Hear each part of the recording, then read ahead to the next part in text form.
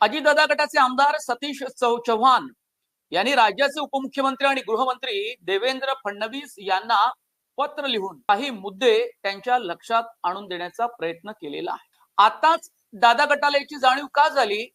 कारण मुस्लिम आणि दलितांची एकगठ्ठा मतं ही लोकसभेच्या निवडणुकीमध्ये महाविकास आघाडीला मिळाली। आता दलित आणि मुस्लिमांची मतं आपल्याकडे वळवण्याचा प्रयत्न विकासा शिंदे गट आणि भाजपकडून होताना दिसत नाहीये लोकसभा निवडणुकीनंतर। पण अजितदादाच्या गटाबाबत मात्र वेगळी गोष्ट आहे। तुम्हाला आठवत असेल, लोकसभेचा निकाल लागला निवडणुकीचा आणि त्यानंतर अवघ्या काही दिवसामध्ये राष्ट्रवादी काँग्रेस पक्षाची बैठक झाली, आणखीही काही बैठका झाल्या आणि या बैठकीमध्ये दलित मुस्लिम मतं ही महायुतीपासून कशी दूर गेली, विशेषत्वानं राष्ट्रवादी काँग्रेस पक्षाच्या उमेदवारांपासून कशी दूर गेली, या संदर्भातलं चिंतन पक्षातल्या नेत्यांनी मांडलं आणि त्यात छगन भुजबळ हे अग्रस्थानी होते।